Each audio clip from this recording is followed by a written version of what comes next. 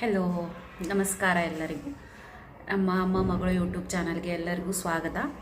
ಇವತ್ತು ಎಷ್ಟೋ ದಿನಗಳ ಆದಮೇಲೆ ಗೃಹಲಕ್ಷ್ಮಿ ರಿಲೇಟೆಡ್ ಮತ್ತೊಂದು ಅಪ್ಡೇಟ್ ತೊಗೊಂಡು ಬಂದಿದ್ದೀನಿ. ಗೃಹಲಕ್ಷ್ಮಿ ಪಾರ್ಟ್ 1 ಪಾರ್ಟ್ 2 ಯಾರೆಲ್ಲ ನೋಡಿದ್ದೀರಾ ಅವ್ರಿಗೆ ಗೊತ್ತು. ಅಂದರೆ ನಾನು ಯೂಟ್ಯೂಬ್ ಚಾನಲ್ ಬಗ್ಗೆ ಗೊತ್ತು, ಅಥವಾ ನಾನು ಯಾವ ರೀತಿ ಕಂಟೆಂಟ್ ಮಾಡ್ತೀನಿ ಆ ಬಗ್ಗೆ ಗೊತ್ತು. ಈಗ ಯಾರೆಲ್ಲ ಹೊಸದಾಗಿ ಈ ವಿಡಿಯೋ ನೋಡ್ತಿದ್ದೀರಾ ಅಥವಾ ಫಸ್ಟ್ ಟೈಮ್ ನನ್ನ ಚಾನಲ್ಗೆ ವಿಸಿಟ್ ಮಾಡಿದ್ದೀರಾ ಅನ್ನೋರಿಗೆ ಅಂದರೆ ಜಸ್ಟ್ ಬ್ರೀಫಾಗಿ ಹೇಳ್ತಿದ್ದೀನಿ.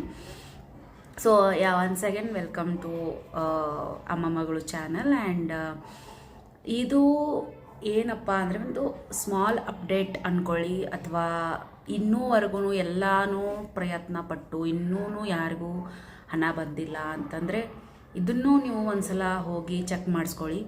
ಅದು ಅಪ್ಡೇಟ್ ಏನಪ್ಪ ಅಂದರೆ, ಫಸ್ಟ್ ಏನಾಗಿತ್ತು, ನಮ್ಮದು ಫಸ್ಟಿಂದ ರೇಷನ್ ಕಾರ್ಡ್ ಇದೆ.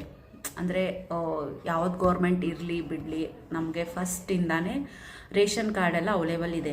ಬಟ್ ಇದೇನಾಯಿತು, ಆಧಾರ್ ಕಾರ್ಡ್ ರೀಸೆಂಟ್ಲಿ ಮೋದಿಜಿ ಅವರು ಆಧಾರ್ ಕಾರ್ಡನ್ನು ಅಂದರೆ ತೊಗೊಂಡು ಬಂದರು.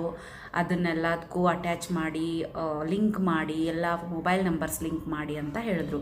ಸೊ ಇದನ್ನು ನಾನು ಈಗ ಯಾಕೆ ಹೇಳ್ತಿದ್ದೀನಿ ಅಂತಂತಂದರೆ, ಒಬ್ಬೊಬ್ರದ್ದು ಏನಾಗಿದೆ, ಆಧಾರ್ ಕಾರ್ಡ್ ಮಾಡಿಸೋವಾಗ ಒಬ್ಬರು ಮೊಬೈಲ್ ನಂಬರ್ ಕೊಟ್ಟಿರ್ತಾರೆ. ಅವರು ಯಾರ್ದು ಮನೆಯಲ್ಲಿ ಮೊಬೈಲ್ ಇದೆ, ನಂಬರ್ ಇದೆ, ಅವ್ರದ್ದು ಕೊಟ್ಟು ಮಾಡಿಸ್ಕೊಂಡ್ರು, ಹೌದಾ? ಸೊ ಈಗ ಪ್ರಾಬ್ಲಮ್ ಏನಾಗ್ತಿದೆ ಅಂತಂದರೆ, ಈಗ ನಿಮ್ಮ ಮನೇಲಿ ಎಲ್ಲರ ಕಡೆನೂ ಒಂದೊಂದು ಮೊಬೈಲ್ ಇರ್ಬೋದಪ್ಪ. ಸೊ ಈಗ ನೀವು ಗೃಹಲಕ್ಷ್ಮಿಗೆ ಹೋಗಿ ಸಬ್ಮಿಟ್ ಮಾಡಿದಾಗ ಮತ್ತೊಬ್ಬೊಬ್ಬರು, ಈಗ ನೀವು ಗೃಹಲಕ್ಷ್ಮಿ ಹಣಕ್ಕೆ ಅಥವಾ ಗೃಹಲಕ್ಷ್ಮಿ ಅಪ್ಲಿಕೇಶನ್ ಹಾಕಕ್ಕೆ ಹೋದ್ಮೇಲೆ ನಿಮ್ಮ ಆಧಾರ್ ಕಾರ್ಡ್ಗೆ ಲಿಂಕ್ ಇರೋ ನಂಬರ್ ಪ್ಲಸ್ ನಿಮ್ಮ ಬ್ಯಾಂಕ್ ಅಕೌಂಟ್ಗೆ ಲಿಂಕ್ ಇರೋ ನಂಬರ್ ಪ್ಲಸ್ ರೇಷನ್ ಕಾರ್ಡಲ್ಲಿ ಲಿಂಕ್ ಇರೋ ನಂಬರ್ ಚೇಂಜ್ ಆಗುತ್ತೆ. ಇಲ್ಲೇ ನೋಡಿ ಬರೋದು ಸಮಸ್ಯೆ. ಯಾಕಂತಂದರೆ ಅವರು ಬ್ಯಾಕ್ಗ್ರೌಂಡಲ್ಲಿ ಏನು ವೆರಿಫಿಕೇಷನ್ ಮಾಡ್ತಿದ್ದಾರೆ ಅಂತಂತಂದರೆ, ಎಲ್ಲಿದ್ರೂ ಯಾವ ಬ್ಯಾಂಕ್ ಇರಲಿ ಪೋಸ್ಟ್ ಇರಲಿ, ನಿಮ್ಮ ಬ್ಯಾಂಕ್ ಅಕೌಂಟ್ಗೆ ಯಾವ ಆಧಾರ್ ಕಾರ್ಡ್ ಲಿಂಕ್ ಇದೆ ಆ ಆಧಾರ್ ಕಾರ್ಡ್ಗೆ ಲಿಂಕ್ ಇರೋ ಮೊಬೈಲ್ ನಂಬರ್ ನಿಮ್ಮ bank account plus Aadhaar card plus ration card. Ration card ಯಾಕೆ ಹೇಳ್ತಿದ್ದೀನಿ ಅಂತಂದರೆ, ಅನ್ನಭಾಗ್ಯಕ್ಕೆ ಇದು ಹೆಲ್ಪ್ ಆಗುತ್ತೆ. ಸೊ ಈಗ ಫಾರ್ ಎಕ್ಸಾಂಪಲ್ ನಿಮ್ಮ ಆಧಾರ್ ಕಾರ್ಡ್ಗೆ, ಫಾರ್ ಎಕ್ಸಾಂಪಲ್ ಈಗ ನನ್ನದೇ ತೊಗೊಳ್ಳಿ ಎಕ್ಸಾಂಪಲ್, ನನ್ನ ಕಡೆ ಇನ್ನೂ ಮೊಬೈಲ್ ಇಲ್ಲ, ನನ್ನ ಆಧಾರ್ ಕಾರ್ಡಕ್ಕೆ ನಮ್ಮ ಅಪ್ಪನವ್ರದ್ದೇ ಮೊಬೈಲ್ ನಂಬರ್ ಲಿಂಕ್ ಇದೆ, ಓಕೆ. ಆಮೇಲೆ ಬ್ಯಾಂಕಿಗೂ ಅದೇ ಲಿಂಕ್ ಮಾಡ್ತೀನಿ, ಪ್ಲಸ್ ರೇಷನ್ ಕಾರ್ಡ್ಗೂ ಅದೇ ಲಿಂಕ್ ಇರುತ್ತೆ. ಬಟ್ ಈಗ ಸಿಚುವೇಷನಲ್ಲಿ ಅದು ಒಂದು ಸಿಚುವೇಶನ್ ಆಯಿತು. ಸೊ ಈ ಸಿಚುವೇಷನಲ್ಲಿ ಗೃಹಲಕ್ಷ್ಮಿ ಅಪ್ಲಿಕೇಶನ್ ವರ್ಕ್ ಆಗುತ್ತೆ. ಸೊ ಯಾಕಂತಂದರೆ ಅವ್ರು ಯಾವಾಗ ಬ್ಯಾಕ್ಗ್ರೌಂಡ್ ಚೆಕ್ ಮಾಡ್ತಾರೆ, ಯಾವಾಗ KYC ಚೆಕ್ ಮಾಡ್ತಾರೆ, ಯಾವಾಗ ಅವ್ರಿಗೆಲ್ಲ ಕಡೆ ಲಿಂಕ್ ಇರೋ mobile number, Aadhaar card, ration card ಎಲ್ಲ ಒಂದೇ ಸೀರೀಸಲ್ಲಿ ಬರುತ್ತೆ. ಬಟ್ ಈಗ ಮತ್ತೊಂದು ಎಕ್ಸಾಂಪಲ್, ಈಗ ಯಾರಿಗೂ ಗೃಹಲಕ್ಷ್ಮಿ ವರ್ಕ್ ಆಗ್ತಿಲ್ಲ, ಮತ್ತೊಂದು ಎಕ್ಸಾಂಪಲ್ ಅಂತಂತಂದರೆ ಹೇಳೋಕ್ಕಂದರೆ, ಈಗ ನನ್ನ ಕಡೆ ಮೊಬೈಲ್ ಇದೆ. ಸೊ ಆಧಾರ್ ಕಾರ್ಡಲ್ಲಿ ನಾನು ಅಪ್ಡೇಟ್ ಮಾಡಿಸಿಲ್ಲ ಅಂದ್ಕೊಳ್ಳಿ, ಬಟ್ ಬ್ಯಾಂಕ್ ಅಕೌಂಟ್ಗೆ ಹೊಸ ಬ್ಯಾಂಕ್ ಅಕೌಂಟ್ ತೆಗಿಯುವಾಗ ನನ್ನ ಕಡೆ ಮೊಬೈಲ್ ಇತ್ತು, ಮೊಬೈಲ್ ನಂಬರ್ ಚೇಂಜ್ ಅಂದರೆ ನನ್ನದೇ ಆದ ಸಿಮ್ ಕಾರ್ಡ್ ಬಂತು. ಸೊ ನನ್ನ ಬ್ಯಾಂಕ್ ಅಕೌಂಟ್ಗೆ ನಾನು ನನ್ನ ನಂಬರ್ ಕೊಟ್ಟೆ, ಓಕೆನಾ. ಬಟ್ ರೇಷನ್ ಕಾರ್ಡ್ ಮತ್ತು ಆಧಾರ್ ಕಾರ್ಡಲ್ಲಿ ನಾನು ಚೇಂಜ್ ಮಾಡಿಸ್ಕೊಂಡಿಲ್ಲ ಅಂದ್ಕೊಳ್ಳಿ. ಸೊ ಆಧಾರ್ ಕಾರ್ಡ್ ಮತ್ತು ರೇಷನ್ ಕಾರ್ಡಲ್ಲಿ ನಮ್ಮ ಅಪ್ಪ ಅಥವಾ ನಮ್ಮಮ್ಮ, ನಮ್ಮ ಅಕ್ಕ ಯಾರ್ದಾದ್ರೂ ಮೊಬೈಲ್ ನಂಬರ್ ಇದೆ. ಬಟ್ ಇಲ್ಲೇನಾಯಿತು, ಬ್ಯಾಕ್ಗ್ರೌಂಡ್ ವೆರಿಫಿಕೇಷನ್ ಮಾಡುವಾಗ ನಿಮ್ಮ ಬ್ಯಾಂಕ್ ಅಕೌಂಟ್ಗೆ ನಂಬರ್ ಲಿಂಕ್ ಇರೋದೇ ಬೇರೆ, plus Aadhaar card ration card link ಇರೋದೇ ಬೇರೆ. ಸೊ ಹೀಗಾಗಿ ನಿಮ್ಮ ಅಪ್ಲಿಕೇಶನ್ ಹೋಲ್ಡಲ್ಲಿ ಹೋಗುತ್ತೆ. ಈಗ ನನಗೆ ಕಮೆಂಟ್ಸ್ ತುಂಬ ಜನ ಮಾಡ್ತಾರೆ, ಲೈಕ್ ಪಾರ್ಟ್ 1 ವಿಡಿಯೋಲ್ಲಿ ಆಗಲಿ ಪಾರ್ಟ್ 2 ವಿಡಿಯೋಲ್ಲಾಗಲಿ ತುಂಬ ಜನ ಮೆಸೇಜ್ ಮಾಡಿ ಕೇಳ್ತಾರೆ, Aadhaar card is not active, ಅವರ Aadhaar card is not connected with bank account details, ಈ ಥರ. ಸೊ ಆವಾಗ ನೀವು ಇದನ್ನೆಲ್ಲ ಬ್ಯಾಕ್ಗ್ರೌಂಡ್ ಚೆಕ್ ಮಾಡಿಸ್ಕೊಳ್ಳಿ. ಇದು ಸಿಲ್ಲಿ ರೀಸನ್ ಆಗಿದ್ರೂ ಇದು ಫುಲ್ ಮ್ಯಾಟ್ರ್ ಆಗ್ತಿದೆ. ಬ್ಯಾಕ್ಗ್ರೌಂಡ್ ವೆರಿಫಿಕೇಷನ್ ಅಂದರೆ ಅವರು ಗೃಹಲಕ್ಷ್ಮಿಗೆ ನಿಮ್ಗೆ ಅಮೌಂಟ್ ಹಾಕಬೇಕಾದ್ರೆ ಎಲ್ಲ KYC ಎಲ್ಲ ಚೆಕ್ ಮಾಡ್ತಾರೆ. KYCಯಲ್ಲಿ ಚೆಕ್ ಮಾಡುವಾಗ just Aadhaar card, PAN card link ಇದೆನಾ ಅಂತ ನೋಡ್ತಾರೆ. ನೋಡಿದಾಗ ಅಲ್ಲಿ ಫೋನ್ ನಂಬರು ಒಂದು ಮ್ಯಾಂಡೇಟರಿ ಆಗುತ್ತೆ. ಸೊ ನೀವು ಆಧಾರ್ ಕಾರ್ಡಲ್ಲಿ, ರೇಷನ್ ಕಾರ್ಡಲ್ಲಿ ಬೇರೆ ಬೇರೆ ನಂಬರ್ ಇದ್ದು ಹಾಗಿದ್ರೂ ಅನ್ನಭಾಗ್ಯಕ್ಕೆ ಪ್ರಾಬ್ಲಮ್ಮು. ಆಮೇಲೆ ಆಧಾರ್ ಕಾರ್ಡು ಮತ್ತು ಬ್ಯಾಂಕ್ ಅಕೌಂಟ್ ಅಥವಾ ಪೋಸ್ಟ್ ಅಕೌಂಟಲ್ಲಿ ಬೇರೆ ನಂಬರ್ ಇದ್ದರೂ ಅದು ಗೃಹಲಕ್ಷ್ಮಿಗೆ ಪ್ರಾಬ್ಲಮ್ಮು.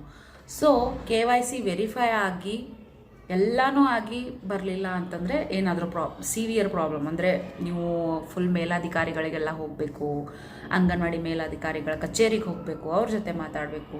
ಬಟ್ ಈ ರೀತಿ ನಿಮ್ಮ ಕಡೆಯಿಂದನೇ ಸಣ್ಣ ಪುಟ್ಟ ಅಪ್ಡೇಷನ್ ಬೇಕಾಗಿರುವಾಗ ನೀವು ಅಲ್ಲಿ ಹೋದ್ರೂ ಅವರು ಇದೇ ಸಲಹೆ ಕೊಡೋದು. ಲೈಕ್ ನಿಮ್ದೆಲ್ಲ ಕಡೆ ಒಂದೇ ಫೋನ್ ನಂಬರ್ ಇದೆನಾ ನೋಡ್ಕೊಳ್ಳಿ, ಬ್ಯಾಂಕಲ್ಲಿ ರೇಷನ್ ಕಾರ್ಡು ಆಧಾರ್ ಕಾರ್ಡ್ಗೆ ಎಲ್ಲ ಒಂದೇ ನಂಬರ್ ಅಟ್ಯಾಚ್ ಇದೆನಾ ಅಂತ ನೋಡ್ಕೊಳ್ಳಿ, ಪ್ಲಸ್ ನಿಮ್ದು KYC ಡನ್ ಆಗ್ತಿದೆನವಾ ಇಲ್ವಾ ಅದನ್ನೂ ಎಲ್ಲ ನೋಡ್ಕೊಳ್ಳಿ ಅಂತಲೇ ಹೇಳೋದು.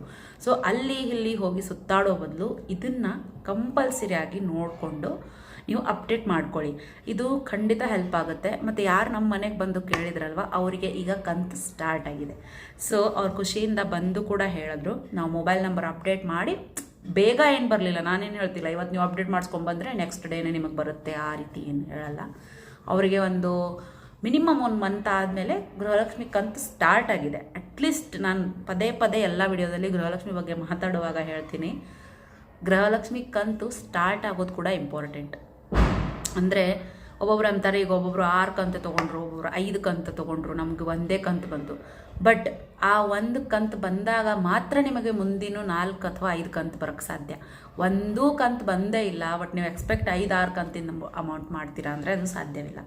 ಸೊ ಫಸ್ಟ್ ನೀವು 2000 ಅಮೌಂಟ್ ನಿಮ್ಮ ಅಕೌಂಟ್ಗೆ ಕ್ರೆಡಿಟ್ ಆಗೋದ ಕಡೆ ಅಷ್ಟೇ ಮಾತ್ರ ಫೋಕಸ್ ಮಾಡಿ. ಯಾಕಂದರೆ ಒಮ್ಮೆ 2000 ಬಂದಾಗ ನೆಕ್ಸ್ಟ್ ಏನೋ ರಿಲೀಸ್ ಇರಲಿ ಆ ಅಮೌಂಟ್ ನಿಮಗೂ, ನಿಮ್ಮ ಜಿಲ್ಲೆಗೆ, ನಿಮ್ಮ ಏರಿಯಾ ವೈಸ್ ಯಾವಾಗ ಹಣ ಡಿಸ್ಟ್ರಿಬ್ಯೂಟ್ ಮಾಡ್ತಾರಲ್ಲ ಅವಾಗ ಕಂಪಲ್ಸರಿ ಆ ಏರಿಯಾದಲ್ಲಿ ನಿಮ್ಮದು ಏರಿಯಾ ಲಿಸ್ಟಲ್ಲಿ ನಿಮ್ಮದು ಹಳ್ಳಿ ಅಥವಾ ಸಿಟಿ ಯಾವುದಕ್ಕೂ ನೀವು ಬಿಲಾಂಗ್ ಇದ್ದರೆ ಆವಾಗ ಹಾಕಿದಾಗ ಕಂಪಲ್ಸರಿ ಬರುತ್ತೆ.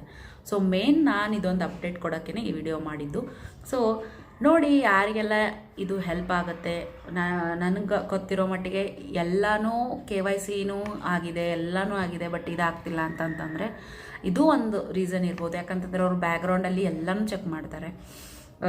ಮತ್ತು ಬೇರೆ ಬೇರೆ ಹೆಸರು ಮೇಲೆ ನಂಬರ್ಸ್, ಅಂದರೆ ಈಗ ನಿಮ್ಮ ಆಧಾರ್ ಕಾರ್ಡಲ್ಲಿರೋ ನಂಬರ್ ಹೆಸರಿಗೆ ಆ ನಂಬರ್ ಲಿಂಕ್ ಇಲ್ಲ ಅಂತಂದರೆ ಅವ್ರಿಗೂ ಡೌಟ್ ಬಂದು ಅವ್ರು ಹೋಲ್ಡಲ್ಲಿನೂ ಇಡ್ಬೋದು.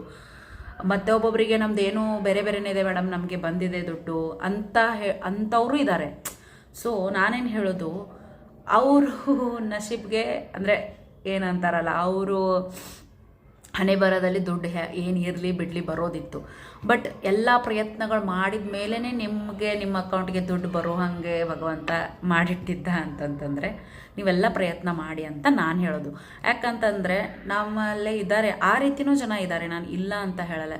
ಏನೇನೂ ಮಾಡಿಲ್ಲ ಅವರು, ಬಟ್ ಫಸ್ಟ್ ಕಂತಿಂದ ಹಿಡಿದು ಈ ಕಂತುವರೆಗೂ ಅವ್ರಿಗೆ ದುಡ್ಡು ಬರ್ತಾಯಿದೆ. ಅಂದರೆ ನಾವು ಎಲ್ಲ ರೀತಿ ಟ್ರೈ ಮಾಡಿನೇ ದುಡ್ಡು ನಮಗೆ ಲಾಸ್ಟ್ಲಿ ಬರ್ತಿದೆ. ಈ ಥರ ಯೋಚನೆ ಮಾಡಬೇಡಿ. ಅಂದರೆ ಅವ್ರಿಗೆ ಏನೂ ಇಲ್ಲದೆ ಬಂತು ನಮಗೂ ಬರಲಿ ನಾವೇನು ಮಾಡಲ್ಲ ಹಂಗಂತಂದರೆ ಅದು ಬರೋದೇ ಇಲ್ಲ. ಯಾಕಂದರೆ ಬರೋದಿತ್ತಂದರೆ ಆವಾಗಲೇ ಬರ್ತಿತ್ತು, ಬರ್ತಿಲ್ಲ ಅಂತಂದರೆ ನಿಮ್ದು ಎಲ್ಲಾದರೂ ಹೋಲ್ಡಲ್ಲಿದೆ, ರಿಜೆಕ್ಟ್ ಆಗ್ತಿದೆ ಅಂತ. ಸೊ ಎಲ್ಲ ವೇಸಲ್ಲಿ ಟ್ರೈ ಮಾಡಿ, ಅಂದರೂ ಬರಲಿಲ್ಲ ಅಂತಂದರೆ ಅಂಗನವಾಡಿ ಮೇಲಧಿಕಾರಿಗಳ ಕಚೇರಿಗೆ ಹೋಗಿ ನಾವು ಇಷ್ಟೆಲ್ಲ ಮಾಡಿದರು, ನಮ್ಮ ಕಡೆಯಿಂದ ಏನೇನಿದೆ ಅದೆಲ್ಲ ಮಾಡಿದ್ರು ನಮ್ಗೆ ದುಡ್ಡು ಬಂದಿಲ್ಲ ಅಂತ ಹೇಳಿ ಮತ್ತು ಅವರೇನೋ ಸಲಹೆ ಕೊಡ್ತಾರೆ ಅದನ್ನು ಮಾಡಿ ಅಂತ ಹೇಳ್ತೀನಿ. ಮತ್ತು ನಾನು ಯೂಟ್ಯೂಬ್ ವಿಡಿಯೋ ಎಲ್ಲನೂ ನೋಡಿ, ಆಮೇಲೆ ನಾನು ಯೂಟ್ಯೂಬ್ ಚಾನಲ್ನ ಚೆಕ್ ಮಾಡಿ, ಚೆನ್ನಾಗಿ ಅನಿಸಿದ್ರೆ ಸಬ್ಸ್ಕ್ರೈಬ್ ಮಾಡಿ. ಮತ್ತು ಈ ವಿಡಿಯೋ ಯಾರಿಗೆಲ್ಲ ಹೆಲ್ಪ್ ಆಗಬಹುದು ಅಂತ ನಿಮ್ಗೆ ಅನಿಸುತ್ತೆ ಅವ್ರಿಗೆಲ್ಲ ಶೇರ್ ಮಾಡಿ. ಎಲ್ಲರೂ ಗೌರ್ಮೆಂಟ್ ಸ್ಕೀಮ್ಗಳ ಬಗ್ಗೆ ತಿಳ್ಕೊಳ್ಳೋಣ, ಎಲ್ಲರೂ ಲಾಭ ತೆಗೆದುಕೊಳ್ಳೋಣ ಅಂತ ಹೇಳ್ತಾ ನಮ್ಮ ವಿಡಿಯೋ ಮುಗಿಸ್ತೀನಿ. Thank you. ಕನ್ನಡ ಉಳಿಸೋಣ ಬೆಳೆಸೋಣ ಅಂತ ಹೇಳಿ ಬಾಯ್ ಬಾಯ್.